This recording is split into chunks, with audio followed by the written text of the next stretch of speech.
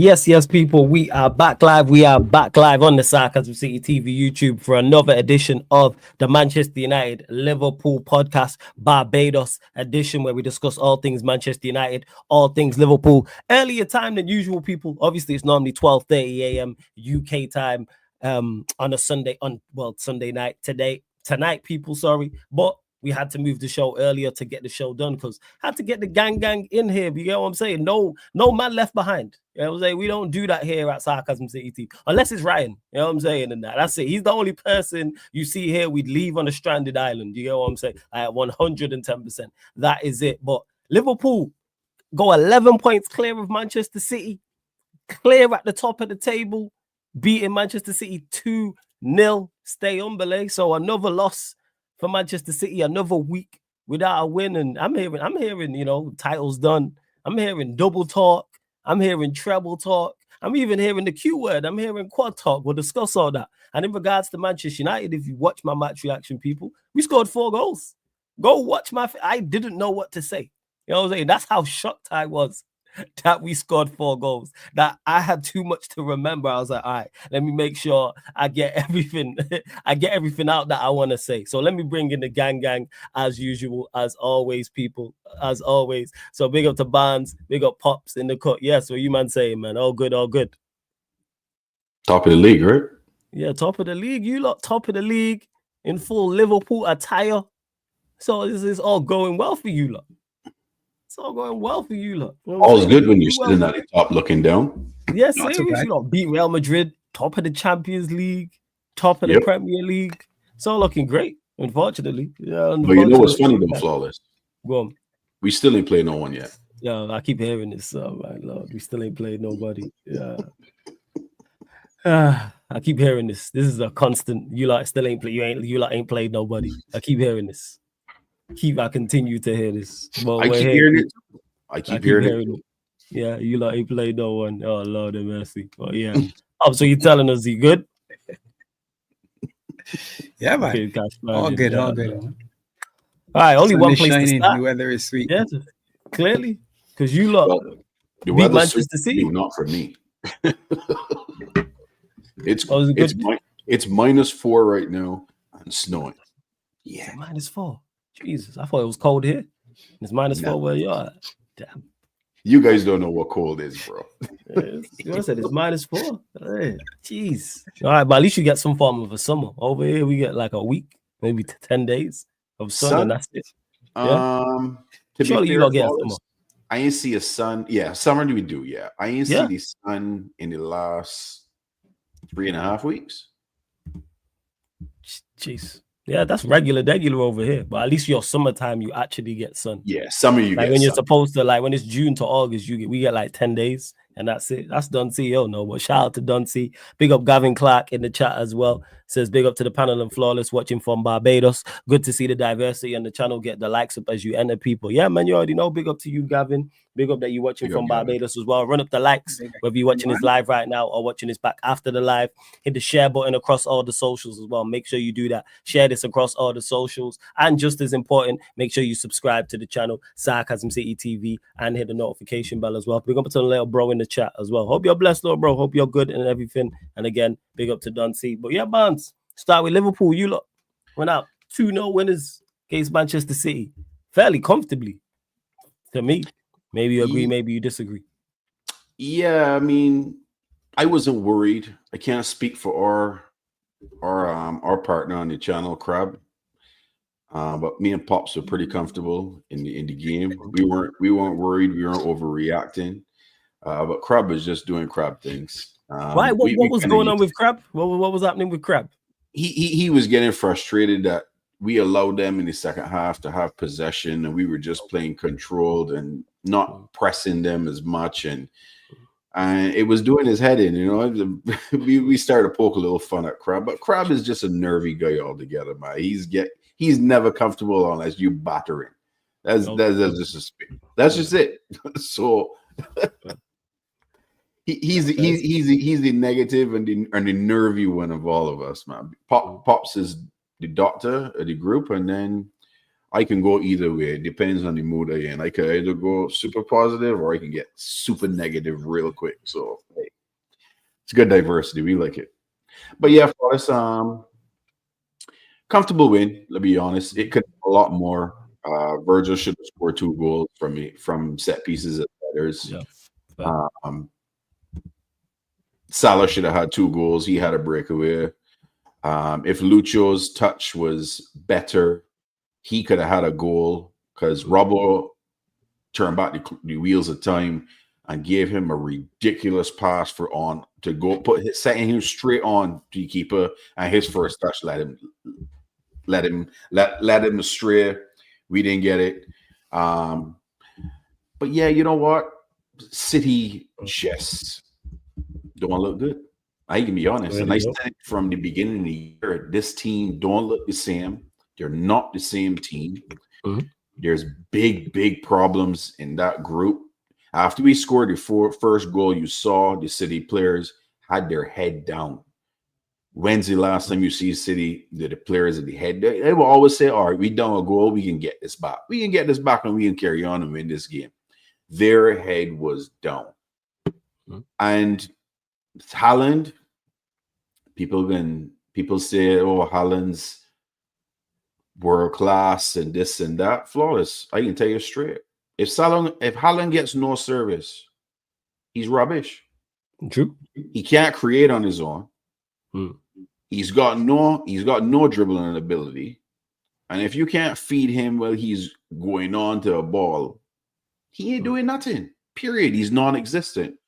Virgil put him in a straitjacket and clamp him onto his pocket and says, come and just follow me. You ain't doing nothing today. Other than the one mistake in the second half, Virg made, and it was a mistake. I mean, they didn't score. De Bruyne had great save from Kelleher. Probably the only save that they did have because they only had 1 shot on target. When's the last time you see Manchester City play a game and had 1 shot on target the entire game? True. They were completely outclassed in this game. Yeah, and we could have made it worse on them. But hey, I like the professional wins. Pop said it. When we scored the first goal, Pops is like, yeah, I starting up the bus. Let me go. I'm ready to go home right now. He's like, I need no more goals than this. Like, good. Let me go. But hey, we win. We carry on. 11 points clear. Pep's already said it this week. 11 points is too much for them to came back. So you already take them out. He did. He did said it this week. He said it this week. He will though. He wheeled back. Yeah. Post-game interview. He wheel out. Also, he wheeled out and said that well, you know. Yeah. It was almost like recanting. It's kind of like, well, let me sort of not say what I said before. And he said things can change, players can come back. It's still a long way. And I said, all right, Pep, big at yourself, man. No, because they've come back from 8, 9, and 10 points at this stage in the season. They've won from 8, 9, and 10 behind. So 11 is just 1 more point. So he shouldn't be at this point, December 1, throwing any towel. He shouldn't be. Even if he thinks that's not something he should be saying live on TV. So I respect the fact they say, you know what, I shouldn't have said that because that says to the players that we done. And to me, that's never a message you should be sending. You should never be saying, yeah, we done. You should never give the players out. Never. Yeah. Facts. So I respect that. He actually said, you could see him saying, I shouldn't have said that.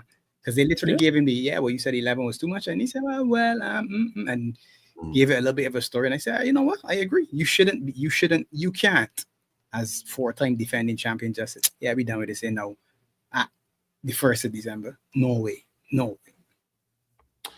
Well, he know in his head, that's what he retracted to. You know him. He like talking out 2 sides of his mouth, right? He said one thing and now we trying to redact it to try to counter it and says, oh, yeah, it's still possible. He know in his head it done. Because when in the second half, when it was coming up to the end of the game, and the Liverpool fans started to banter him and saying to him, you gain sack in your morning, he put up 6. I like that. I like from both parties. I'm fully all for that. Yes, I'll troll Pep about it. Say I love that though. That is great. Oh, me too. I loved it.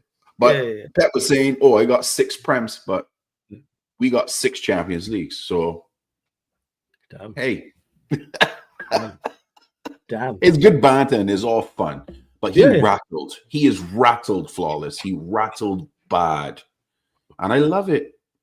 They've been on top for so long. It's good to come off your perch for finally. Oh, yeah. I love it. I think Ten Hag was saying it, errors in. Well, I think he was referring to Man City. Errors. He was right. He was right. Yeah. He might not have It's been the the one guy. thing he was right. He was right Yeah. about 100%. Yeah. He was. But fuck Ten Correct. Hag. Correct message. Wrong messenger. Definitely the wrong messenger. I'd rather he didn't even deliver the message and we just seen it happen. Just don't say nothing, to be honest. I was saying, fuck Ten Hag. Let me just clarify that. But Pops, what you saying in regards to the game? Were you surprised by the comfort? Because to me, again, I thought you lot was comfortable. There was never any moment while I'm watching that game I thought Liverpool were not going to win it. Based on what we did at, against Madrid, I said, depending on the starting lineup, it might be in my head, I said, all right, 2-0 for me is an easy win. 1-1 in each half, relatively speaking. And for me, it was controlled. 1-0 each half. And like Barnes said, after we scored the first goal, the bus was on. Air condition was running. I was ready to move. Clean sheets. There we go. Done with that. I don't need 4 or 5. I ain't here to impress anybody. Everybody say, oh, we got to kill them. We got to do this. We got for nah. Not me. 2-0 is good enough. But yes, I was surprised at how bad we made them look at times and how bad they made themselves look at times. And I could see why Pep made the statement, because when we scored, Barnes said it, when we scored, they had a shot that panned to the City half. And 9 of the 10 men that were in the shot were all looking at the grass. And I said to myself, seriously? 1-0? These men so low on confidence that just 1-0 and everybody looked like they checked out. Now that's, again, champions. I can't look at champions and say that's my expectation, because that's not what we've seen of them in years. And if you go through all the champions in the Premiership, you don't see champions after a 1-0 heads fall, or at least if they dip, you see the skipper saying, hey, all right, it's early, let me go. There's somebody or 1 or 2 senior players or something lifting the younger players. But man, you can see them sort of slowly meandering back to the center circle. And I mean, maybe it's just a lack of confidence, which is understandable, but you just don't expect it from the machine at City. You just don't expect it from it. Gundo's legs definitely gone. I watched him in the game. I said to myself, yeah, the man do you a disservice by bringing you back to play this amount of minutes. I mean, obviously, Rodri being hurt means he's being forced in, and Kova being hurt as well means he's been thrust into a position that he probably wasn't supposed to be in. But there got to be a better option than him, because it's making him look really, really bad. Yep. And even Rico Lewis, he looks lost to me. And I think he's a really good player, young player, high standard, high levels, but he now looks totally lost among the men with no legs. And Phil Foden, I don't get it. Player the season last season, and deservedly so, but this season a shadow of himself. Pops. He should have never got player this season last. Man. Last season should have been Rodri getting player this season. Foden should have never gotten that. Never, in my opinion. Yes. But that being said, he was voted in. It wasn't. You don't choose yourself. I agree. People look at you and nominate you based on your performance, right? So if we're looking at that and saying he scored 19 times last season, he's a player that you look at and say, well, yeah, he can get in between the lines, drop a shoulder, do things. Nothing. Absolutely nothing. And the rat man himself, Bernardo Silva, is one of the men I absolutely cannot stand. I think he's one of the most exceptional players in the Premier League over the last 5 years. One of the best around. All he was doing was yapping with the referee. Nothing else. All I can remember him doing was bitching and complaining. I was laughing my head off. I can't stand him. Cannot stand him. But what is it about? What is it with Bernardo Silva you don't like? What is it? Is complaining to the ref? He's a rat. He like Bruno. He like Bruno Fernandes for me. Again, he's a rat. Quality players, but they just annoy me, man. It just annoy me. The constant chitter chatter around the ref, especially. I don't mind if you're talking to players, because I like that. In a sport, I believe you should, you have a little bit where tell a man something, he tell you about, not personal, but about the game. I get to be here. About the game. Watch it. See what I tell you? Dribble your so and so, and you're gone. But chatting all the time, and now we look like a miserable old man. Before it was, all right, yeah, you're good, and you're telling men that you're good. Now you're just complaining. You're like the old man in the rocking chair that can't do it anymore, just pissed off, saying no on the porch. Old man yells at crowd. I mean, at cloud. Everybody. Yeah, that's what it is. Yeah. Even he went clapping at more clap back at him. I was like, yes, that's what we want to see you more. Like, clap back at this rat. He's one of them guys that you dislike so bad that you will have no issue putting concrete boots on him and throwing him back in deep water harbor in Barbados until he spit. Jesus. Straight. Don't like the man. And I disliked him even worse is when we won the league and when we were going to win the league that season and they came to our grounds and they were doing the Garda on it and he completely disrespect Liverpool in that lineup. He did, yeah. And I'm like, I didn't like you then. No, I don't. I know I despise you because you're just that type of guy. I'm like, okay, cool. That makes sense. Yeah, fully makes sense.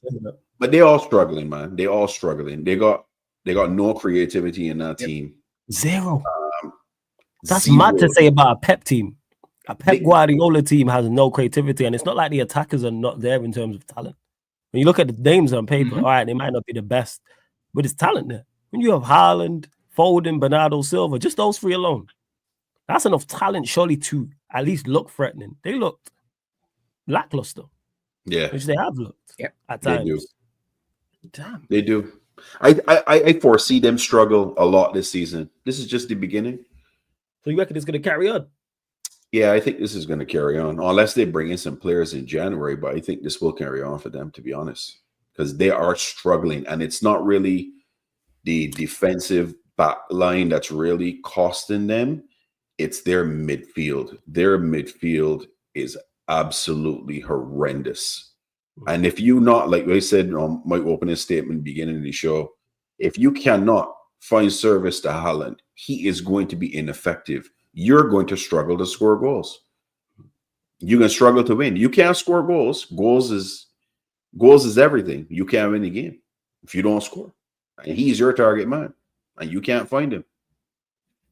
Damn, crazy. Yeah, you agree with that, Pops? What was also interesting was that they're playing with a high line.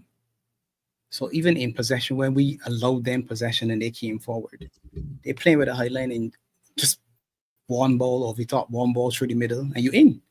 Salah was in a couple of times, just Trent to Salah, you could see it. Salah looked, Trent saw him, and Salah was gone. Trent fizzed it in, and that was, like you saying yourself, one pass. That's interesting. Big bad City. And I mean, the keeper is, obviously, he's an Ederson, so there's always going to be that slight drop off. Slight drop off. But the highlight was killing because all of their players, I was confused. I'm honestly confused just watching it. When you watch and analyze them, you're saying this, all right, I knew what we were going to do. I said, all right, once the Bosla is playing, it's basically 4-2-4, and it's the high press. So you know that we're going to be on it. Everybody's going to be chasing. All right, cool. Which means in the middle of the part, you're going 2 against 3. So you got extra man if you think about it. 4 in the back, 3 in the middle, 3 up front. If you do it right and you beat the press, you have an extra man in the midfield. And then it's 3 versus 3 or 3 versus 4 going the other way. Why aren't you taking advantage of the fact that we're pressing and you're supposed to have technically good players? True. Everything was in front of us. All I was saying was, keep it in front of you. Everything was in front of us.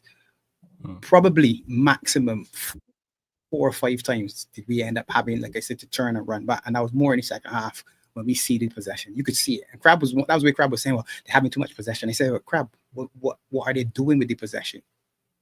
I need to chat to Crab. Once someone has possession in front of me, right? We got to get him on. Once you have it in front of you, you got to bring him on the show. You as a footballer know this. If you're standing as a defensive midfielder in front of your back 5, and I'm next to you, and everything's happening in front of us. It's great. I love that. Oh, it's easy. I hate when people try to run past me. Have it. I hate it.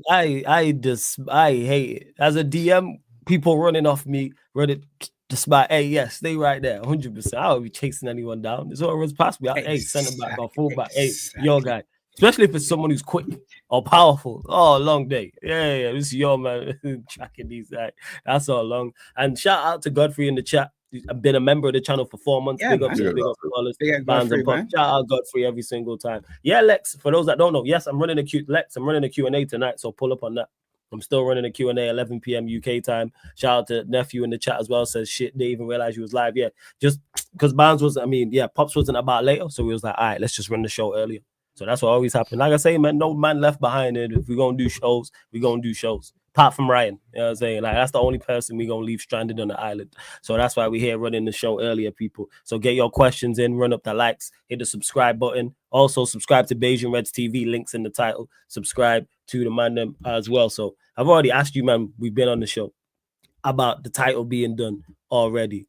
What do you man make of Salah's comments like earlier on? I know he commented today. I need to actually find him, so I don't know exactly what he said, but in regards to his contract and saying he's not, I think he stated he's not been offered one. Correct me if I'm wrong. This was earlier on. Yeah, that's what they said. That's what he said, that he hasn't been offered any, but they're working on it. There's no Liverpool would be absolutely foolish to let him walk away, to be honest. Salah is big time important for this team. Without him, we don't score goals or get creativity. He right now is the best winger in football, hands down. He's always been up there. There's no right winger that's better than him in the world. None. Anybody could put him in the chat if y'all think anybody in the right wing position better than him right now. None. Zero. Yes. I arguably would tell you that in form right now, he's probably the best player in the world right now in form. His GA is ridiculous. That pass that he made, that he gave Gakpo, should have never got taken. Oh yeah, that's a quality pass. That's a quality pass. 100%. It found that little gap to get to the back post for a tap in is crazy. It just shows the quality. And more does frustrate people. And Kaneki said Messi. Well, Messi 10 years ago, Kaneki. Big up Kaneki. The fact that Mo would frustrate us because he had a clear one-on-one, should have buried it, missed it, but he come back and tuck away the penalty and put us up 2-0 and we carry on and win the game. You know what I mean? I mean, he directly affects a game. Every single game he affects the game. That's even true. Assisting or scoring. So he is vital for Liverpool. And until we could find someone, I mean, he still don't have a cover, huh, Flawless? He still does not have a man that covers him, you know. That's true. It's supposed to be Chiesa, and Chiesa is now back. Apparently, he will be ready for Newcastle in midweek. So we see if Mo starts and if Chiesa doesn't come off the bench. We don't know. I guarantee you Salah's starting, but Salah is vital for Liverpool, and they need to get it done. Apparently, Virgil's contract is done, though. That's just a matter of signing. Apparently, that one's done. Not going to be the first one. The one that I fear I have a feeling Trent's going, but I still secretly hoping he's staying. Yeah, that's what we need to get to as well. We'll get to that. We will get to that in regards to Trent. What are you saying, though, Pops, in Salah's comments? Because you're not normally talking. But I'm saying, you reckon the deal will be done? Are you concerned that the deal might not be done? Bear in mind, this time next month, he can chat to whoever we want freely. Well, he said today might be his last home match against City, so he just enjoyed it. Is that what he said? Keep on enjoying it. Yeah. Is that what he said? I didn't know he said that. The funny part at the end was, that was what he said. No, but I mean, that's basically in keeping what he said last week when he said he feels more out than in, and the fans love him and he loves the fans, and pretty much they want him to stay and blah, blah, blah. I mean, if we're being real this way, this is what the reality is. He's past 30, and there's this whole sort of cap on contracts for players above 30, especially when it comes to football. And everybody says, oh, well, you know, Aubameyang got his money, he dropped off a cliff. I said, well, Mo already got that contract, and he didn't drop off the cliff. Now, is he the exceptional one? Is he that one? Like, is he one of the aliens? Like, is he in the Messi and Ronaldo class? Arguably, he don't drink, he don't smoke, he don't party, he doesn't have a voice as far as people are concerned that you can see openly, and his body is in good condition. So The question ultimately is what does he want and what the club willing to offer? And it's probably a length of time thing. Yeah, it's probably a and length of time thing. And the one thing you don't want to happen is, you only allowed one slice too. He's allow you one slice. And it gotta be gluten free. He said, one slice, one slice. Yeah, flawless. One slice, only one. The man's got the canteen hot, apparently. Is that what it is? Just the one slice. Hey, it's Mo Salah. So what is it? So reports saying like he wants 2 years. Maybe he wants 3 years and they only want to offer 2. Surely you just take the risk. Like people always say that, if they play to get the contract and they don't play, it's like, all right, it went wrong. Surely you offer it. You don't let Salah walk.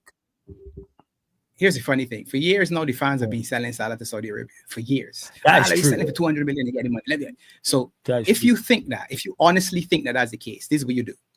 If I'm Hughes, I'm calling the Saudi League and I'm saying this. If I sign Salah to a 3-year deal and he runs until he's 36, do you still want him? And the answer is going to be yes. All right, so give him the extension. You protect the value. If by chance he drops off next season, if he drops off a cliff, people are going to say, yeah, but you can pay him whatever it is a week for the next 2 seasons. Well, not necessarily, because if he, and I think this is, and again, this is just me thinking out loud. If he drops off, I think he would leave. I don't think he's going to hang around not being at a level. I think Salah is one in sort of players that wants to compete still, which is when people are saying, yeah, selling to Saudi. Now I said, wait, did he ever tell you that he wants to go to Saudi? He's still interested in being the best there is. To be the best there is, he thinks he's in the spot where he is. He's never ever spoken about Saudi Arabia. He never said that, but people will run with that. People will run with that like it's fact. Yeah, he's never said that. He has that. There's no quotes whatsoever of him saying. That's because it's a 200 million. Everyone was looking at the fact that we'll get 200 million and we can we can buy a new team with 200 million. I understand, but one player is 100 million these days. One top player is 100 million. If you're going to try and get, you've seen Rice, you've seen Caicedo, you've seen Enzo, whoever 100. You've seen Grealish.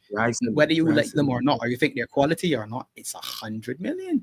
So if you're looking for certain players, you're gonna get what 200 million is 2 players, arguably. Now, we might say, well, we get the bargains and blah blah blah. All right, well, that's what we used to do.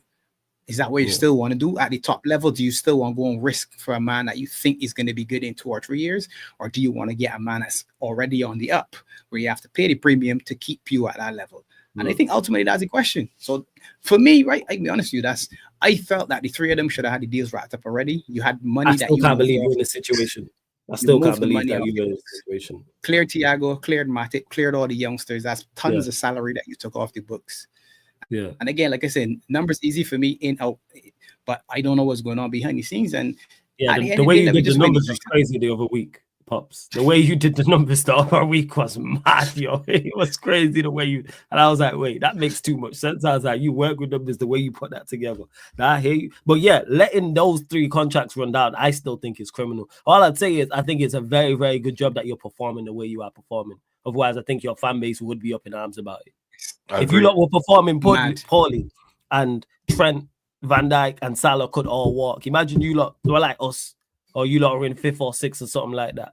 I think your fan base would be, but because you're in such good form, it's helped so much. And that's what it is. Winning really does solve most problems. You got 100 problems in a football club. Winning solves 99 of them. 100%. We are winning and playing well, 99 of them. No one's complaining about nothing. And I've seen it with you lot this season. Chelsea, there was so much conversation about how many players they have and the ownership and civil war and the death row contracts. Then man started winning games. I heard nothing. Yeah, I heard Claire Lake or Bowie's name in weeks. No, I heard Chelsea fans complaining in weeks now. Like, and again, it goes to show that problems on the pitch just magnify everything off the pitch. And to Madison, he says, I heard he wants 400K. To me, you pay him. If he wants the 400K, you pay him the 400K. That's just me, though. I pay him the 400K. So I'm in the same boat. I'm exactly in the same boat. If he wants 400K, give him the 400K. I am more inclined to give him a 2-year deal plus a 1-year option for him as a team option in the 3rd year. He wants 400 bags, give him the 400 bags a week. Why not? He completely deserve it. Salah has been there as Mr. Consistent every season for the last 7 seasons. Why he shouldn't get the bag? Yeah. Look, we just have to do, and Kaneki got a question here that talking about FSG won't ruin us in January. Do you guys have faith that FSG won't ruin you guys in January because they are the major obstacle in the way for Liverpool right now? They've always been an obstacle for Liverpool, and they can do madness. Those guys are businessmen first. They're Carry not on, you man. Carry football on. lovers. They are not football lovers. They are businessmen first and foremost.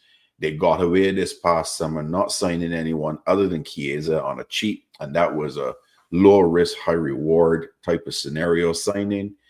They can't keep doing it. They have to at some point in time spend the money and retool the squad, because their objective is that they want to be top four for them in Champions League every year that they can be getting the buy, because the merchandise sales are through the roof. The TV money that coming in is through the roof. Liverpool is making money hand over fist every single season. So they are making money game in, game out, year in, year out. If they do foolishness and we drop off a cliff, that's going to cost them money in their pocket and possibly lower the price tag or the devaluation of the club. It won't be as wealthy or as profitable as it normally was. And they want to maximize profits, because here's the ultimate end goal. FSG does not intend to hold Liverpool for the rest of their life. Let's just understand that. They want to get into NFL. They want to own an NFL team. They want to own an NBA team.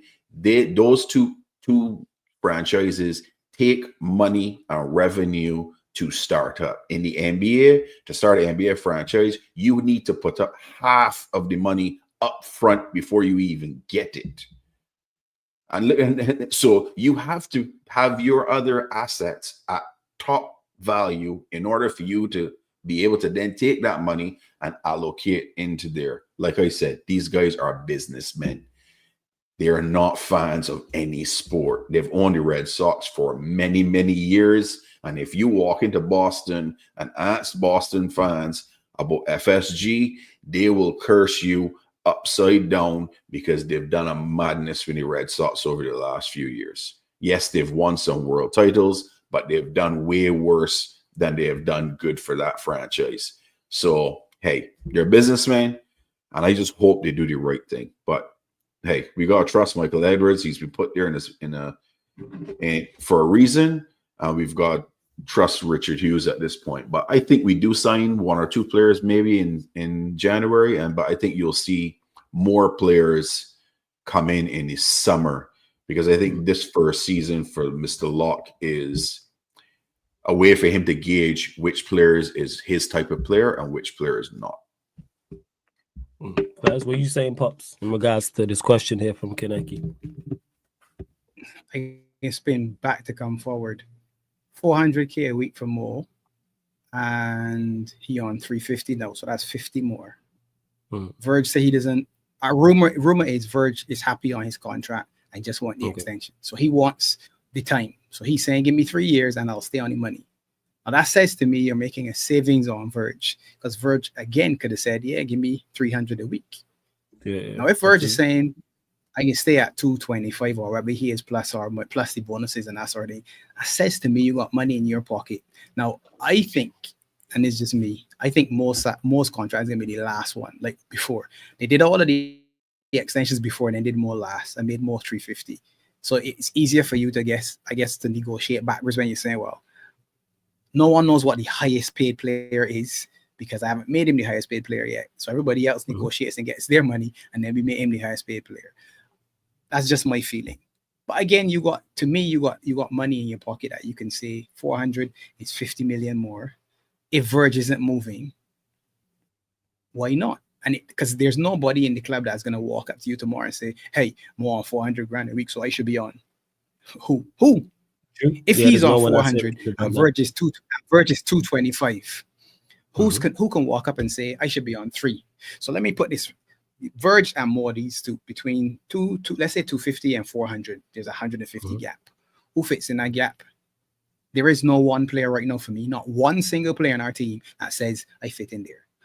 Possibly Trent, just because of the age range. Possibly. Outside of that, not another boy. And only Trent because of the fact that he's out of contract and in a position of strength in terms of the negotiations. There's nobody else for me. So again, it seems fairly simple from an external standpoint, but I here to support the football team and not to run numbers. That's my job. I want football for my enjoyment and pleasure and passion.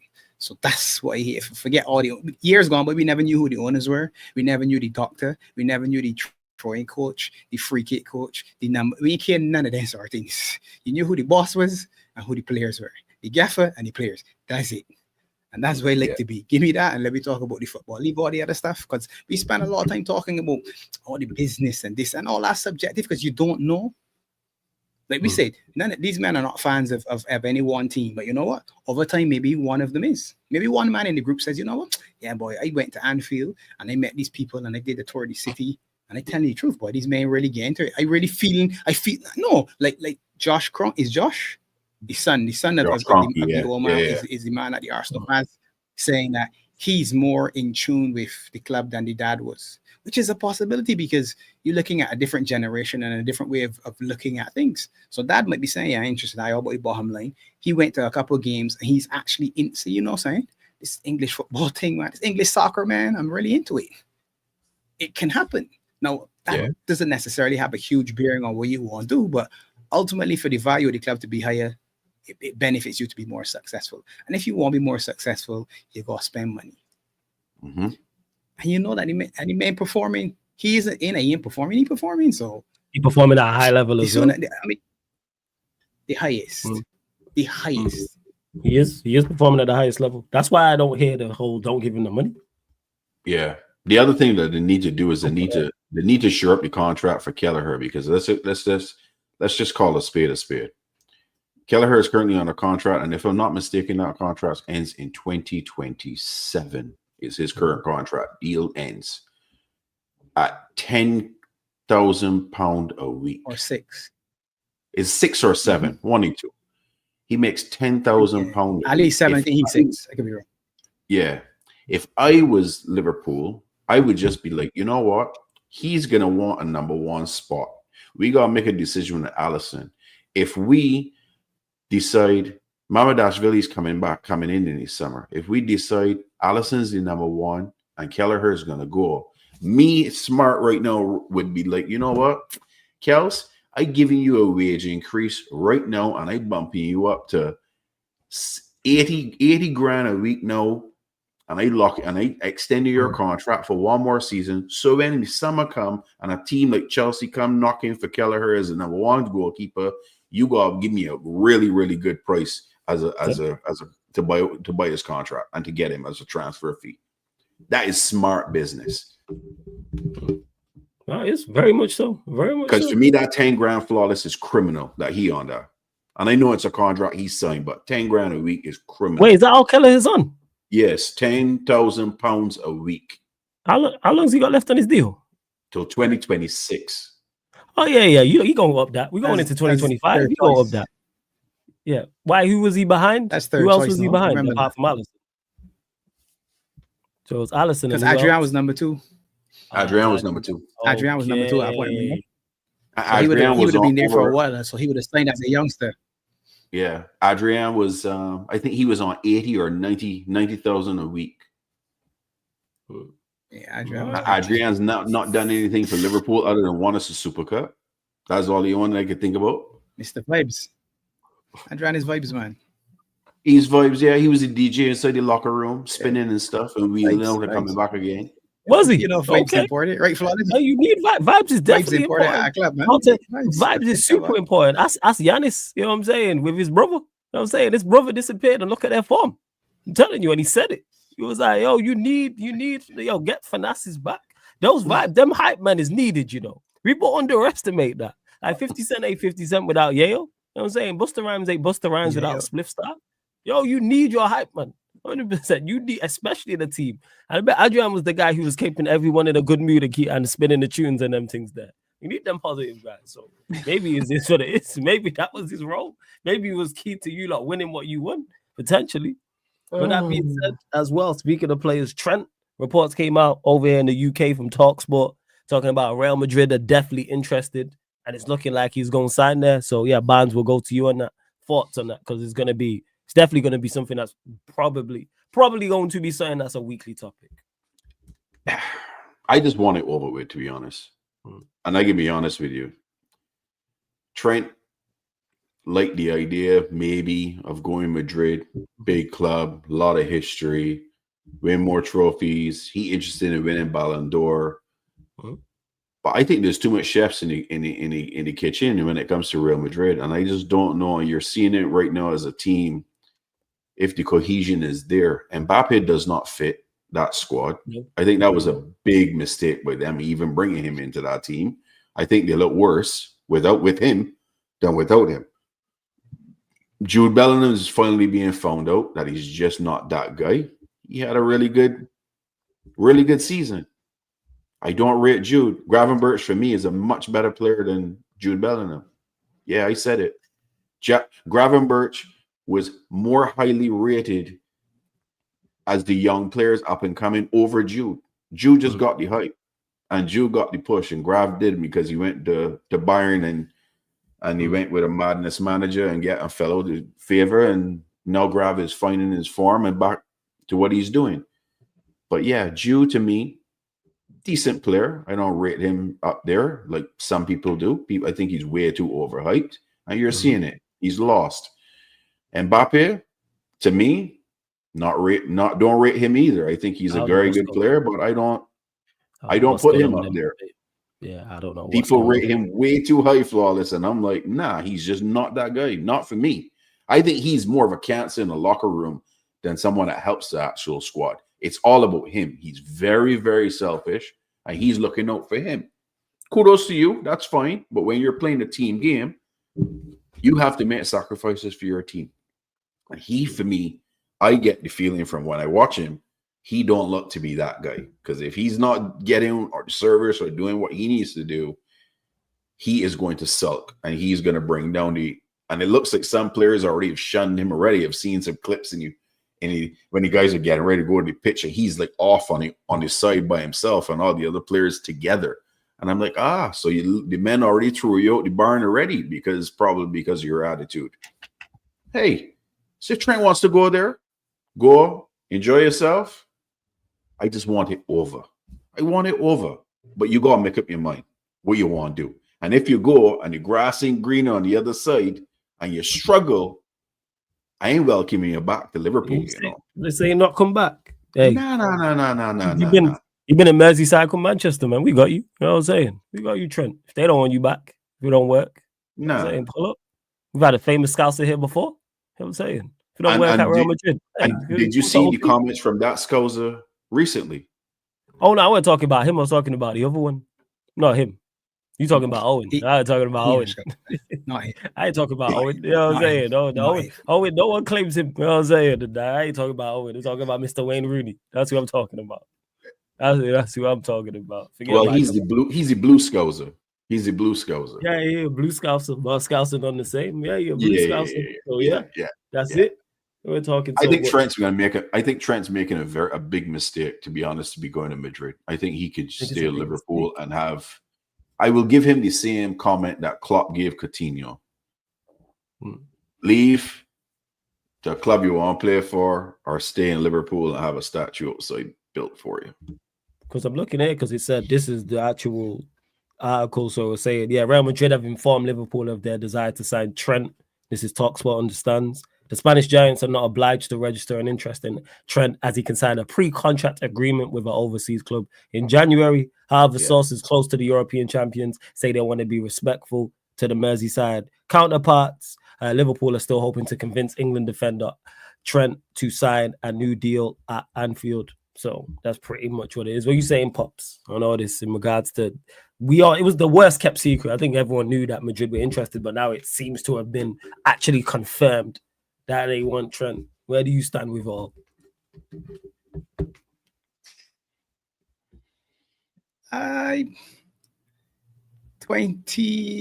He's 26 now, so 20 years at the club. He's won everything there. It's a different game than it used to be honest. So the idea that you got one club man and that dedication and loyalty and all these sort of things sounds really good, but that's just not the reality of sports. Now, would I like him to stay? Of course. The skipper walking out, your leading scorer walking out, you're a vice captain and generational talent, and then man out of the academy walking out just don't look good on the club. So any one of them leaving to me is a negative for the club.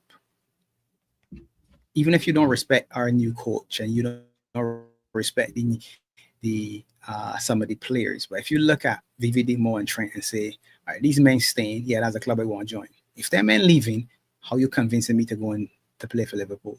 That's the other thing. Players won't play with players of quality. So you can understand Real Madrid always have quality players. So you can understand that. And there's nothing wrong with Trent saying, and not he said anything, but let's say he's at home having a conversation saying, well, you know what? Yeah, I win everything here. And me and Jude was talking, and he like Camavinga, he's watching football and he think that he could fit in and whatever, and he want to challenge himself. He's speaking Spanish. Or whatever the case may be. Trent is a smart individual, so whatever decision he make. I don't have.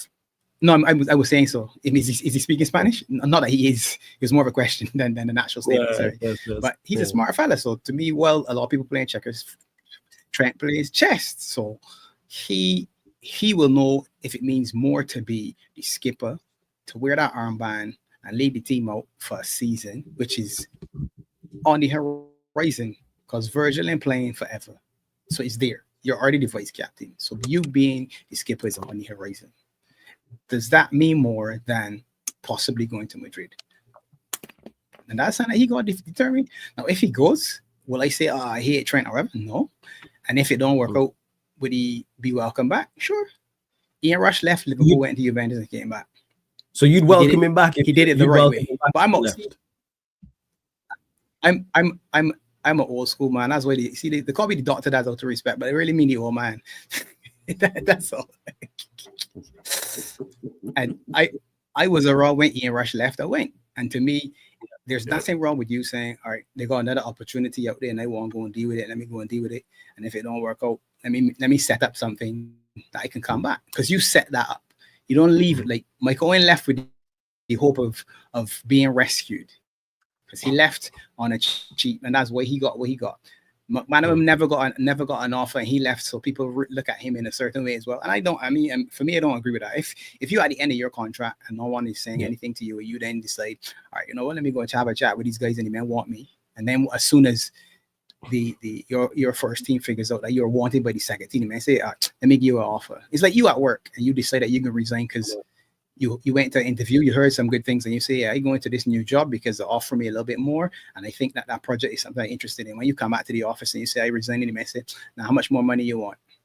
Well, you didn't offer me the money before you went to the interview then. It's true. That's spot on. That's spot on. Been here all the time. So and that's just the real world that we live in. So why is it any different for Trent? I hear people starting to sort of hate on Trent already. Oh, he ain't saying anything. He's going to can't stand him. But in the real world, but why can't two things be the same? Why can't he love the club and still leave? You think that Robbie Fowler wanted to leave and he still didn't love the club, or John Barnes or Kenny Dalglish or any Ian Rush left? You think when he left, he suddenly said, I hate Liverpool, I'm going to Juventus? He loved it so much that he came back. That's how much he loved it. So well, you got people like Barnes who are not allowing him back, man. Barnes said, if it don't work out, don't bring him back. I'm with you, Pops. Like, I would allow him to come back. All right, cool. It depends on how he leaves, Flawless. Go on. It depends on how he leaves. He ain't going to disrespect you lot, though. He ain't going to be disrespectful. He's never. He's not going to be. He's not going to nose rest. Not for me. He's not going to be like turn around to be like, I can't stand the fans. I'm so glad I'm leaving. Yeah. I don't see him disrespecting you lot. Go on. But also on the flip side, he goes to Madrid, and then we have a new right back. Let's say it's Connor Bradley. And Connor Bradley is doing a madness for us for a year, 2 years, 3 years, and Bradley's up his level. And then it's not working out for Trent in Madrid and these kind of matches. I want to come back to Liverpool. Where are you playing, B? You ain't up starting Connor Bradley. You made your decision at that point in time. Bradley's there. We got backup for him already. It's a risk, but hey, I just want him to make up his mind. So when January rolls around, just come straight out and tell the Liverpool fans what your decision is. If you sign in a pre-contract deal with Real Madrid, do it at that point in time so we know where the thing and we continue. I don't want this drag out to the summer. I really don't. You know what it takes away. It takes away from the season. It takes away from what we're trying to accomplish this season. Just let your cards know. Just let the men know. I can give you the rest of the year. I play my heart out for this club. You're my club. But my intention is to move to Liverpool. I don't have an issue with that. But if you don't say nothing in January and you let this keep carrying on, and then your agent's talking to Real Madrid and all this background stuff and this noise, it takes away the important thing for me, and that is winning the league. That's the important thing. Winning the league, winning the Carabao, winning the FA Cup, winning Champions League, winning Super Cup, winning Club World Cup. I want all the belts. 6 trophies at the end of this season. Damn. I being selfish. It's only right. Pops, you not with it because you were shaking your head there as Barnes was talking about him 1st of January. This is what's going on. I'm signing a pre-contract with Real Madrid or I'm staying. How come you were shaking your head? I know why. I know you thought of this. Because, like you said, you the doctor. Because he signed contract extensions before and there's never been a statement made or it never came out in the press. So for me, the press is going to make an issue of this more than the players. So the public want to hear every week what's happening. The players got their representatives dealing with this situation. So when they say nothing's happening, that doesn't mean nothing's going on. Of course, something's happening. Maybe the offer isn't where they want it to be, however the case may be. But as long as you're focused on the football, that's where I am. This can rumble on all season. The flip side can be the truth too. Trent could come out and say, all right, yeah, I signed in a pre-contract. And then everybody say, look, Trent form going to the toilet. No, since he agreed to go to Madrid, he don't want to go in and tackle. So everything he does is going to be under the microscope. Oh, he needs to get dropped because he's going to Madrid. He shouldn't be playing. We should just sell him now.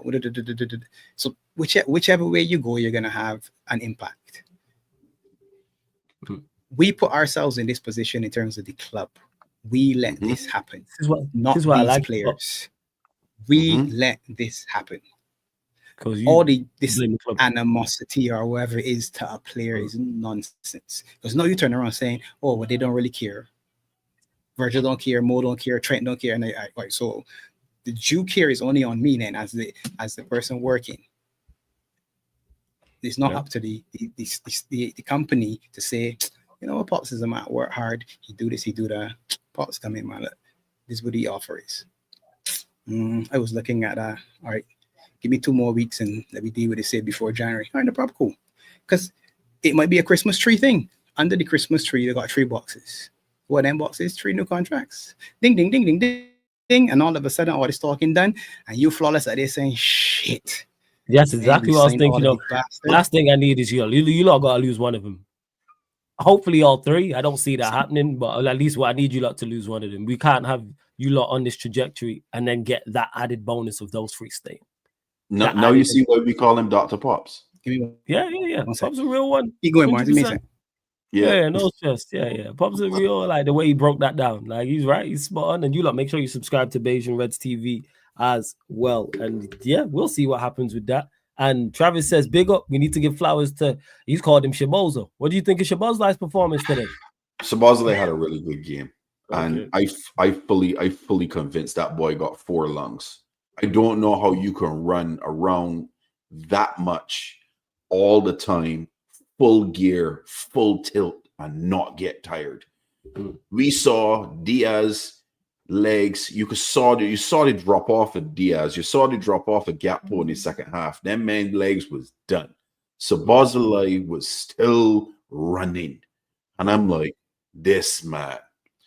Yeah, he played well, took some shots, covered well, pressed well, made some really good passes. He had a brilliant all-around game for me. And I've been one of his biggest critics. And I have to give him his flowers for this game. I have to. I would be not genuine if I was against him for this game. And I clearly have an agenda, but I don't. I don't have an agenda when it comes to Szoboszlai. I want him to do well, but if he's playing horrible and he's doing foolishness, I'm the first person who's going to call him out on it.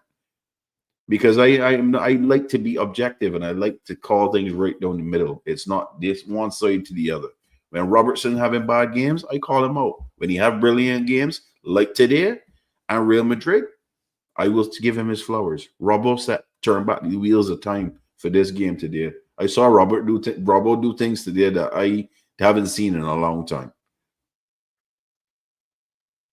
Yeah, Ryan. Yeah, Robertson's getting his flowers, Ryan, man. As it is, one thing about Barnes and Pops, yeah, they may be Liverpool fans. No one's perfect, but they give people their credit. You know what I'm saying? They give people their credit. They're Bayesians, so that's as close to perfection as you can get. But you know what I'm saying? It is perfect. Definitely is. Exactly. You know what I'm saying? Exactly that. Say a lot of people in the back. Exactly that. So Robertson's getting his flowers, as is Shabazz as well. You lot continue to run up the likes, continue to hit the subscribe button, hit the notification bell again. Subscribe to Bayesian Reds TV. Also, Gomez again. Gomez is another one that should be getting flowers for today. Talk about it. Gomez has been sitting on the bench, not getting much game time because Konate and Virgil as a partnership has been the best centre-back partnership in the entire world this season. That they've been immense. If everyone deep it, we have only conceded 9 goals in all competitions this season. It might be slightly higher if you're thinking the Carabao Cup, because I think we let in 1 or 2 goals in the Carabao Cup. But between Champions League and the Prem, there's only been 9 goals conceded for Liverpool. 9. That partnership was immense. Gomez is sitting on the bench. Impressive. I said 9. That is super impressive. You know what I mean? And Gomez has been sitting on the bench. Ibu gets hurt because of a scummy little mice called Endrick that is the reincarnation of Bruno Mars and got a bad perm using the slow glow perm from out and coming to America back in the 1980s that used to have to put plastic on the furniture so you don't mash up the furniture. This man took out Ibu. He was on a madness in that game from the very onset and was clipping at the man heels. And look, Ibu know how 6 weeks they're saying. Probably more. Gomez comes into this game and was so calm, masterclass. Played very, very well. Pick apart the defense, passing balls through players into attacking positions, pinging long balls, partnering with Virgil to completely made Haaland non-existent. I was at one point in time, where is Haaland? Is man gone in a box and was playing dominoes or something? I was like, where is this man? Non-existent. You have to give the guys flowers. Kwanzaa has not played. Came in because Trent couldn't play the full game. Went into right back. Doku at the end was cooking Trent slightly. Because obviously he got fresh legs and Doku's a quick player. Doku's quick direct. Oh, he's rubbish. Let's just clarify that. He's horrible as a player. He's fast. I give him that. He's quick and direct. Yeah. He's basically IC3 Mudryk. That's what it is. He's the black Mudryk. So Kwanzaa comes in. And Doku does nothing after that when Kwanzaa comes in. And Kwanzaa has not played since a Carabao Cup weeks ago. You have to give the players their credit and their flowers when they come in and they play well, especially the ones that haven't been playing. Elliott finally hit the pitch today. He is going to be a big impact for us. And everyone likes to complain, oh, Man City's got the injuries. Arsenal had the injuries. Does anyone know how many injuries Liverpool's had this season? We've had key guys out for most of the year. Nah, so I don't want to hear about this, Pops. No. We're going to talk about it, man. We're going to talk about it. I don't want to hear it. Elliott's been out. He's a key part of our team. Jota's been out. Key part of our team. No, Konate is out. Alisson's been out. Best goalkeeper in the world. Not there.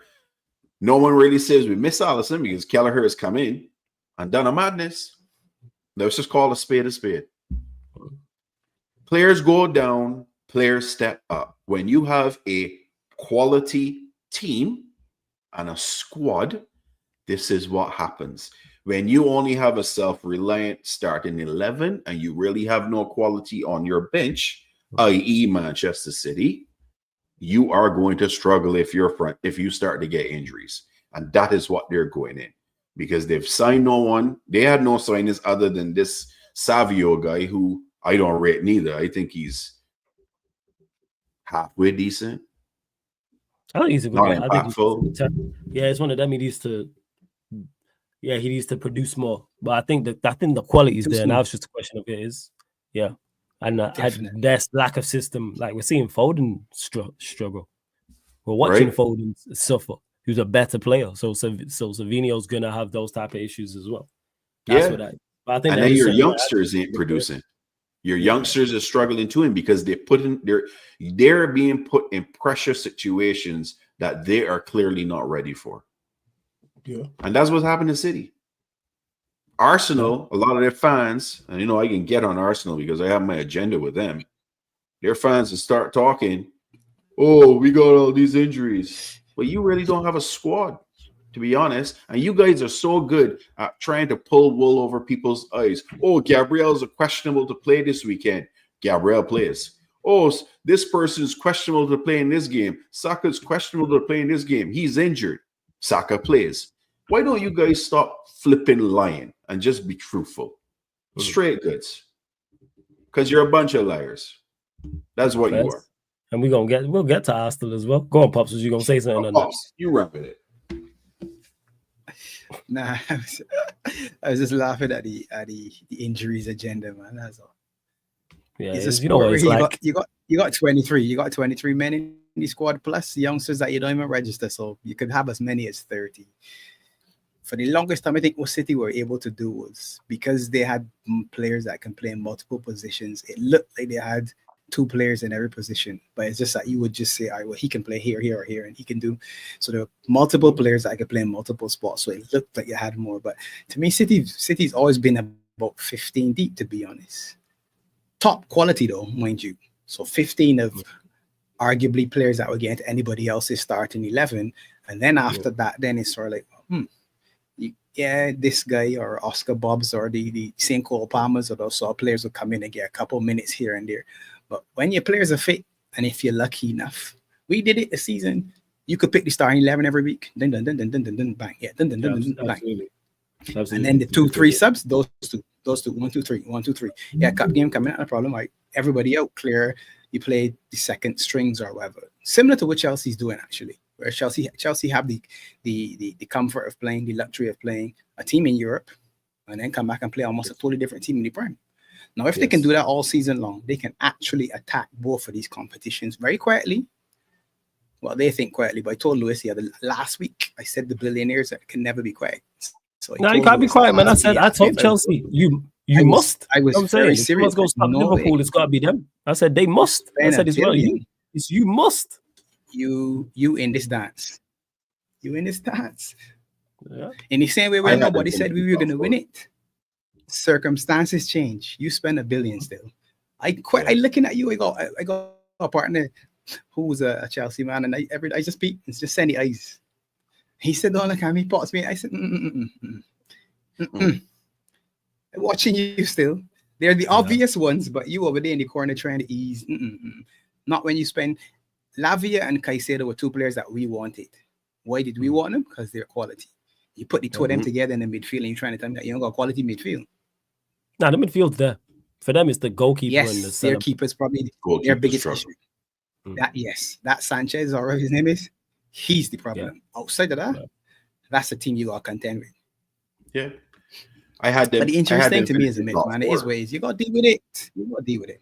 Yeah, I had them finishing top 4, but right now I wouldn't even say that Arsenal could actually be clear of Chelsea. I think the 2 of them going to be battling hard for that second spot. Yeah, and it wouldn't shock me. It won't shock me to see Chelsea edge Arsenal. Let's be fair a minute, right? Here's what we know: City are the champions, and they can go on a run, and they got Pep Guardiola. So you can never throw them away. As much as people want to, you can't. All right, good. Chelsea are unknown in 2 spots. There's a team that's unknown and a manager that's unknown. So you don't know what they can do. So that's 2 unknowns. Arsenal, a team that you know, and you've seen them go on runs under Arteta. So to me, that puts them higher at the ladder. Us, it's a team. So we based our assessment on the fact that we think we can win because we look at our team and say, you know what, as a team of winners and a team of quality, so they should be able to win. The question mark we have is our coach that man? So that's our question mark. So if you look at it, Arsenal are the ones who have the most knowns. You've seen Arsenal go on a long run, and their manager's been here the longest. Maresca, you don't know anything about, and you haven't seen Chelsea do anything. City, you know for sure, it's bang bang, the two are together. And us, it's 1-1/2, because a lot of people don't know anything about Mr. Locke. Well, we don't. But they do know. Yeah, we've seen this team run. This team can go on a 10-game or a 12-game or a 15-game unbeaten. So can this manager, this coach, can he get on this train and steer it well enough? That's the question. So when you look at the four of them in the mix, Chelsea's probably last on the list, to be fair to them, but that doesn't mean they're not on the list though. When you spend $1 billion, you gotta be on the list. You should be on the list every single time. $1 billion, you gotta be on the list. But flawless. Since we talk about spending, I think that's a good segue to lovely segue. To United. This is why you're here, Pops. This is why Dr. Pops is here. This is why it's a beautiful segue. It was in regards to Manchester United. I don't know. Everyone knows we're gonna spend.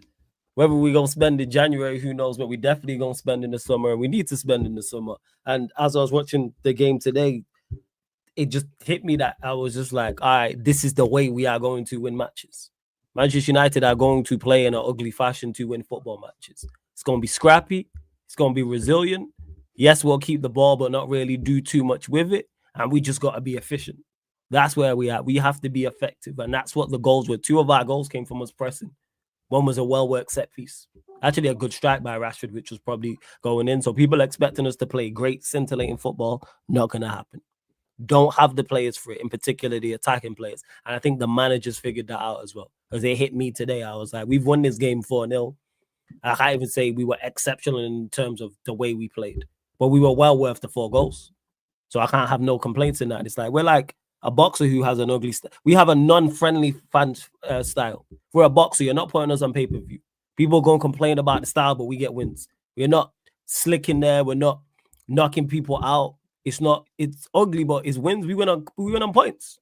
That's what we do. Yeah, we win on points. Like, that's what it is. We're efficient, tough to beat. You know what I'm saying? We don't waste no punches, and that's going to have to be what we do going forward. And it dawned on me. And like I said, Amorim, I think, has figured that out. Word to Eddie, man. We are the C-ball, chase ball, kick ball FC. Like, that's what it is. And that's why 2 of our goals came from pressing. And that's what we have to be. And even Diallo, who, and I mentioned this in the match reaction, on the ball, we all know about his quality. But what he's shown today was him even more so off the ball. And that's where the goals came from, the running in behind, etc. Because we lack athletes. We lack physicality. Something the manager said before he even took a training session. I even know if he was, I think he was just officially our manager. And he just looked at the squad and said, yeah, this team lacks physicality. Early. This, I think, before he even went to Carrington. But in regards to the game, did the business. Scrappy in the first half, not the best, but we were 2-0 up. And that's moments of quality. I mentioned it already. The first goal, great corner. I don't know if we worked it like that. I don't know why Rashford was on the edge of the area like that all by himself. But Bruno, good pass out to him. Rashford, good, like it was a good shot. It was a clean connection. And it's probably going in Bramthwaite, then turns it into his own goal. The second goal, which one was the second goal again? That's one of the ones where Diallo pressed. Xerxes? Yeah. As he pressed to give it a Xerxes, yeah. And then Bruno then got it and then passed it across again. That's us. We're 2-0 up. And then what I like, not only was that our best first half under Amorim, even though it's still not of a level, it's improvement. And that's what I'm looking for. Do we continuously apply the game plan? Yes. Now it's about execution. And that game today is the best we've executed the game plan in the first and second half. Majority of our second halves have been better. Against Bodo Glint, very good second half.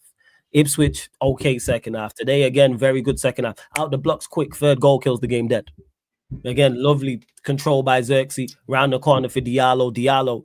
The amount of times you'll see that people will go, oh, that's a simple pass. The amount of times you see that pass get over here. Just in the Premier League.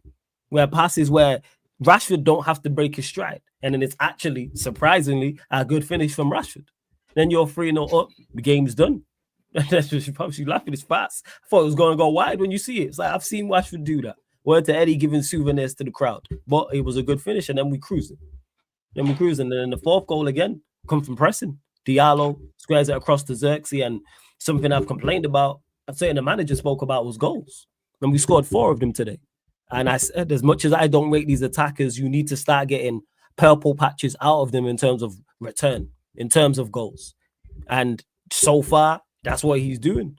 Rashford's got 3 and he's got 3 in the Premier League already. He's got 3 and 2. I think that's more than the last 10 combined. Someone in the chat, let me know. I don't even know how many he got, but he scored 3 and 2. Hoyland got 2 midweek. Xerxes got 2 today. So it's kind of like, that's where it is. And as much as I don't rate these attackers, you have to do this. And it goes to show how much coaching matters and having a system and having the people, having the players execute it. So I don't have no complaints. They just got to show me on Wednesday against Arsenal, though, because I'm not confident going into that game. Because our first half have been way too I think you get a result on Wednesday, to be honest. Go on. Why do you think we get a result? Outside of your hate for ours, that just the gender field, or do you genuinely think we get a result?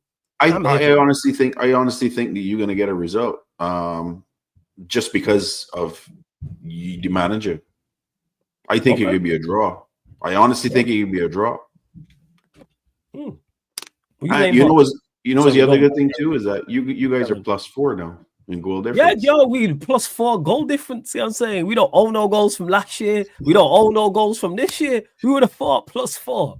Can't believe it. And our position is a single digit. You know what I'm saying? We in ninth. You're in single digit. No. We in ninth. See that, people? Progression, not process. Progress. And we're that's where I predicted you were going to finish this season is in ninth. Yeah, I'm just thinking that last guy, Lord of mercy. That was with Ten Hag, but that probably will change. You probably will move up your rankings and end up further up, to be honest. But I think you get a result against Arsenal, to be honest.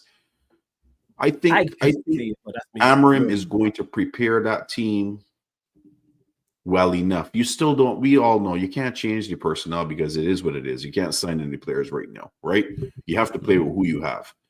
But I think his structure and how he prepares his teams and put his teams forward, that you could give United a real good game out of it. The United could give Arsenal a real good game out of it. I think it could end up being a draw. It could very well be. I don't think it's opposed that everybody could just automatically think that Arsenal are going to roll over United. I don't think you can't think that way, because we all know and we've all seen it. Arteta overthinks sometimes. He's got that Pep syndrome in him sometimes, that he overthinks things, and then it end up costing him the game. So, and United will play a back 3. So we're going with that system. We're going with that system. I don't know about the compactness. Unfortunately, I think I agree with what Pops is about to say, but we'll see how much of it. Pops, what are you saying? Too soon. That's too soon. I think you're giving him too much credit. You know what I'm saying? This could be game week 34. Nah. Because you said it. You want to see the new manager impose his will, his style. And you already seeing tenets of that. So, again, these are professional footballers, whether they're 10 out of 10s or 1 out of 10, 16 out of 10s or 1 out of 10s. See ball, run, kick, as you just said. Man, see ball, chase ball, kick ball. That's it, Pops, man. Make sure you let them know. See ball, chase ball, kick ball. Where to Eddie?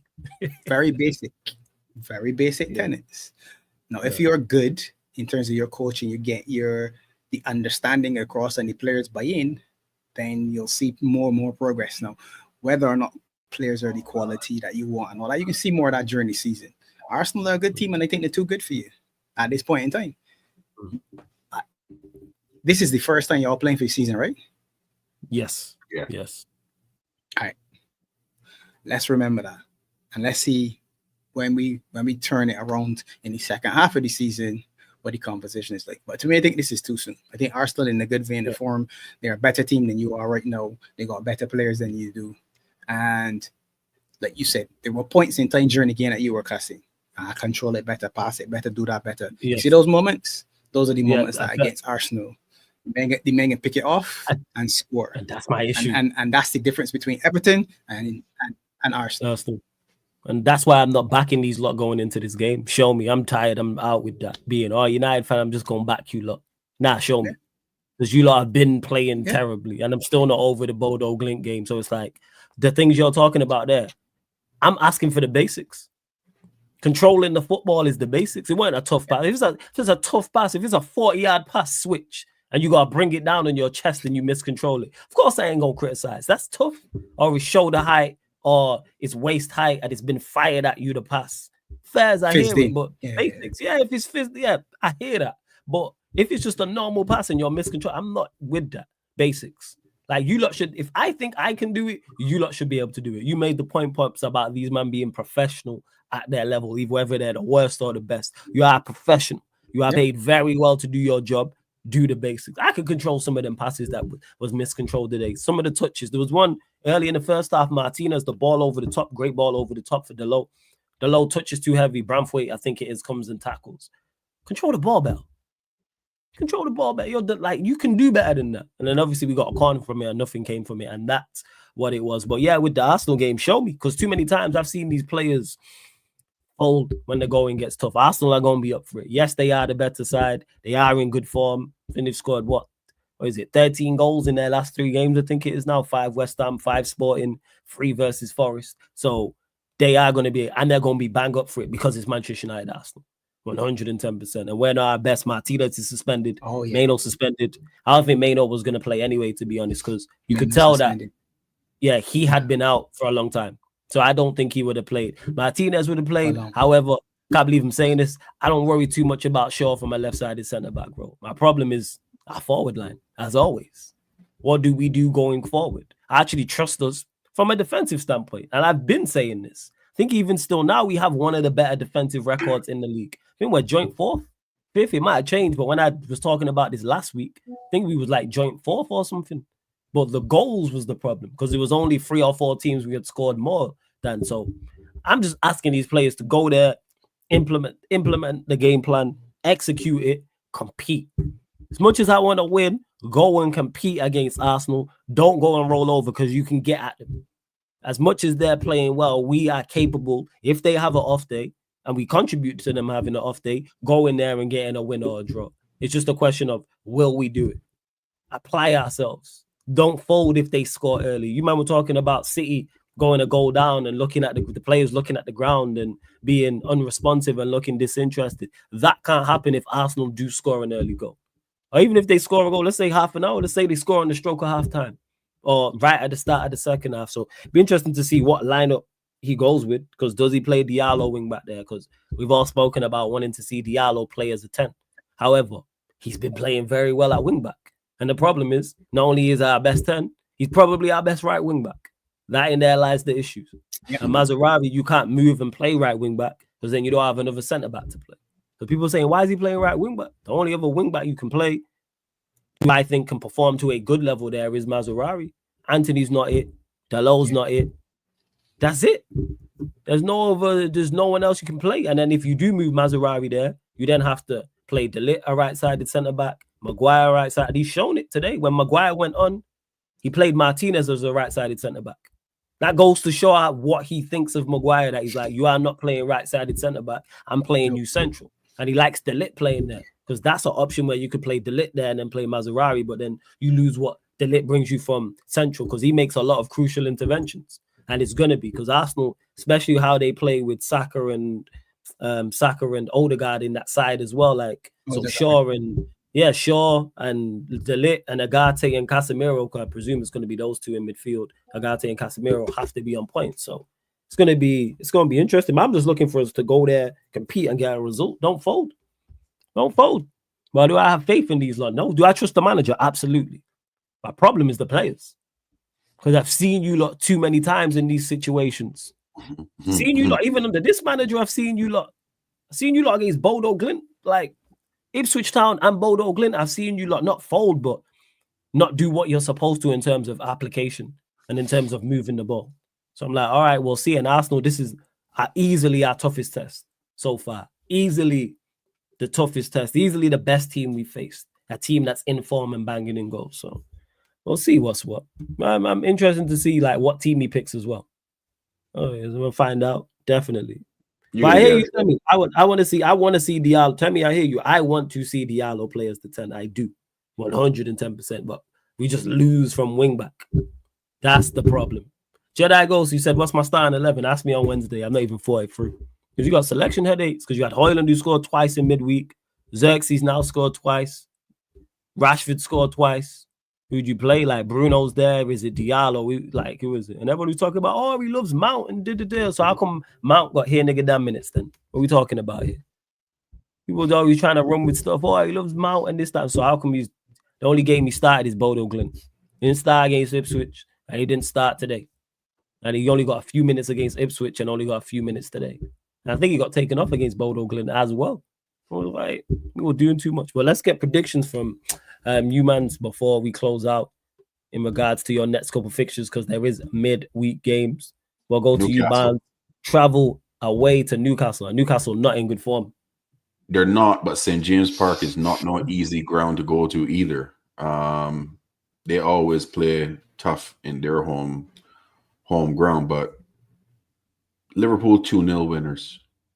2-0. 0-2. 0-2, I should say. 0-2 Liverpool. What are you saying, Pops? Travel to Newcastle. Barnes on the bus, man. Barnes already know as he scored, get the engine running. 2-0 and every head home, man. And I think Isak went down with an injury again. Isak out injured again. Isak did get injured. So that's going to be a problem for them. So yeah, I'll take that. Big up to our boy Crab.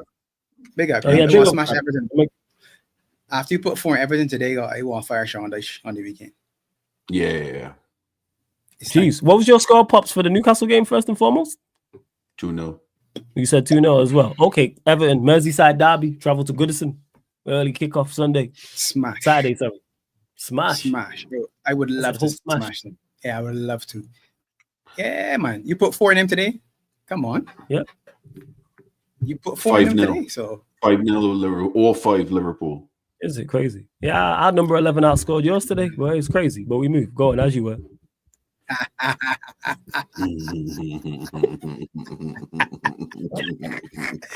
That's the man right there, lad. That's him right there. Am I lying? Shameless, that's right there. Am I lying? R11 outscored your 11 today. Our number 11 got 2 today. I'm just saying that. That's our 11's fault. Yeah, he got hold that. Salah, you hold that, Salah. You go hold that, Salah. Yeah, man. Hey, it ain't easy. You know what I'm saying? It ain't easy. That's all I'm going to say. You know what I'm saying? One scored 1 in the northwest of England today. One scored 2. You know? Like, that's it. So what you saying? 4-0 against everybody, right? 5. Hey, man, scoring a brace ain't for everyone. Yeah. So you saying it's about time. You saying yeah. I want a match. Battering everything. I got a match you. They're gonna match. Smash them up, man. I know they can play different against us because to be honest, you get beat 4-0. You get beat 4-0 like that. There gotta be a response. Who they got on Wednesday? Who they play Wednesday? They play. I'll tell you now. 1 second. Let me pull up these Premier League fixtures. Hold up. They got Wolves. Yes, Wolves at home. Play Wolves back-to-back home games. Yeah, under pressure. And Wolves need some results too.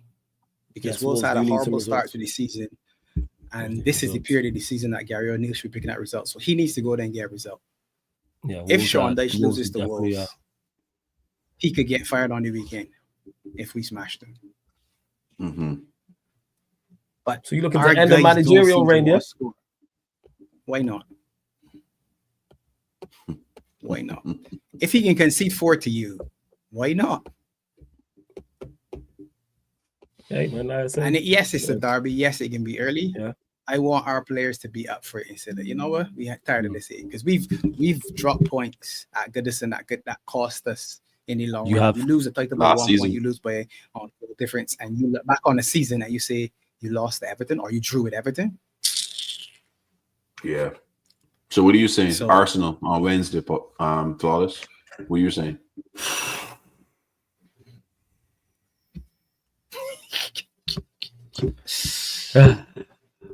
See, this is a fight. You know what I'm saying? This is a civil war that I'm having because it's like as much as I want to back Manchester United as the club and I back the manager, I don't trust these players and they don't deserve my confidence in them to go into this game because they've shown me. Like I've been saying this, we play them away, we play City away, and we play you lot away all in the space of literally a month, just over a month, and we haven't won.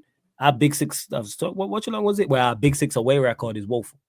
I don't think we've won at any of the grounds, but I think Spurs was like 2020 Outside of that, we've not won at any of those grounds since 2020. It's been like 2019 or before. That's woeful. It's considering we're going into 2025. Yeah, and that's so bad. literally half a decade we haven't. I want to win at one of these places. However, do I trust these players to do that? No, because they've shown me completely different. So say it with That's what chest, it man. is. Say it with chest against Arsenal, bro. Say what we just, you know what I'm saying? An Arsenal player, I banter Arsenal, but they're a good side. You trying to set me up. See how Barnes is, you know.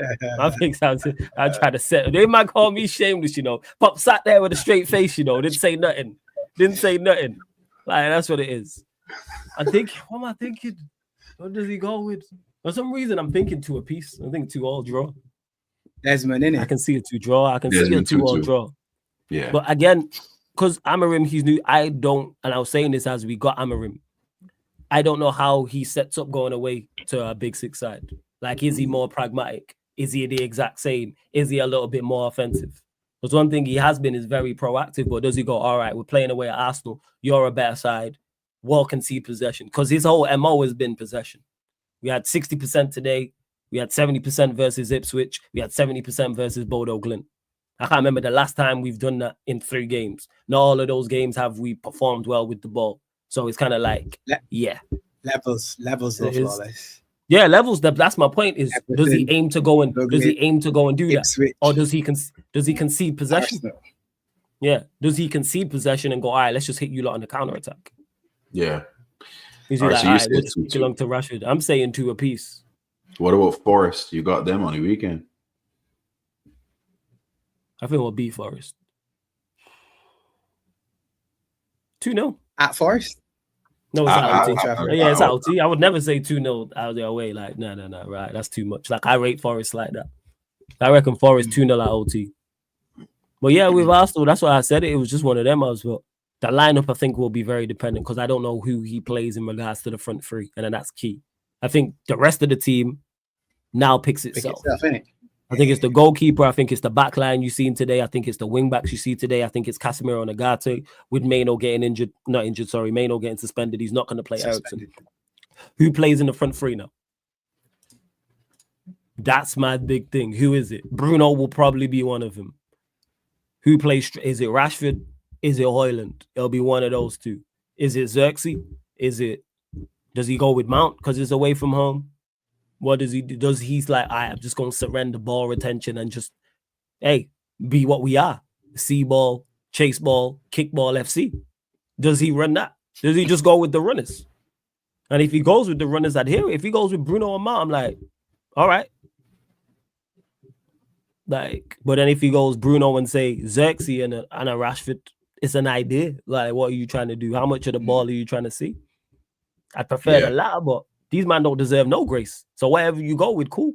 Because no lineup you pick, I don't like 11 of these men.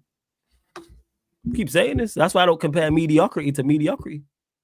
I don't like these men. So 11 of them anyway. So I'm like, that's the interesting part. But I'd love us to go there and compete and get a result. I don't want to get battered and go get a draw. I'd be disappointed about that. If we go get a draw, let it be not even a deserved draw, competitive. That's where we're at. We're learning to walk again, go compete. Same way when we play City away, go compete. Same way when we play you lot away, go compete. Wherever you just gives you half a chance. So that's what I say. And Crab, I'm definitely going to get you on as well, man. I'm definitely going to get you on one of these shows, 100%. But you lot, subscribe to Beijing Reds TV, man. Link is in the title, people. Subscribe to Beijing Reds TV. Barnes, let them know what you got coming up on the channel, all that good stuff. We got our reaction show tomorrow night with the week review, and then Crab probably maybe doing the watch along on Wednesday against Newcastle. We'll have the reaction show Wednesday night, and then we got preview for Everton's Friday, and then watch along Saturday, and then we're back here possibly Saturday. Yeah, we'll figure that out. And then we'll be Monday. So it's gonna be a busy week. We got a lot of football games, so. It's gonna be thick and fast. Yeah, I love it. December. You know what I'm saying? December. I love it. December, the 1st of December already. Yeah, it's flown by. So much football this month. Yep. Right. And I can be on vacation this month too, the mid month till the New Year. So I can be enjoy on the stream like all the time. There will be lots of streaming happening. Yeah, 100%. know what I'm saying? 100% that's needed. Pops, anything you want to add before we close out? I'm good, man. I just said shush, you know. You see, you can't hide being top of the Premier League and Champions League, you know. I'm saying, well, 19, what is it, 20-time champions in the league, 6 times European Cup winners. Like, yo, you can't 19, hide. 19. Yes, 19, sorry. Is it 19? 20s this year, don't worry. 20s. 20, Yeah. okay. I'm glad you said 20, though. Thanks, man. That sounds like a good omen, man. We'll tell you this year, Flawless. Thanks sounds for like a good omen, Flawless. It sounded really good the way it came out, though. Because I thought we were talking about us. That's why. Because I'm just used to 20 times. 20 I like times, how you read that. Just no. Yeah, I like that, man. That's what it is. I just used to 20 times, 20 times. You're trying to Pep wheel out now. He's trying to Pep wheel out. Ain't working. Scratch my nose, man. Scratch my nose. Scratch my nose. But yeah, we'll see what's what. But yeah, big up to everyone that's locked in, man. Like I said, run up the likes, hit the subscribe button. If you're watching this live right now, watching this back, Beige and Reds TV, subscribe. The link is in the title. Subscribe. You see Barnes, Pops, Crab, who's in the chat, everybody else. And yeah, nephew, I did saw all that. Appreciate it. Big up. Yeah, so you lot, again, please subscribe to Beige and Reds TV. This is your favorite show on the channel. There's a playlist for it, people. So click the playlist right there. You'll see it. Manchester United Liverpool podcast, Barbados edition. We're back live. I'm heading over to Saeed now. So we're going to redirect to Saeed TV. I'm heading over on there. Then we're back on here at 11 p.m. UK time for the Sarcasm City Sports Q&A. So we're discussing Liverpool City, Manchester United, Everton, Spurs dropping points, etc., the whole nine. Chelsea, is it a title charge? And all of that stuff, people. That's exactly. And Arsenal, is it a title charge?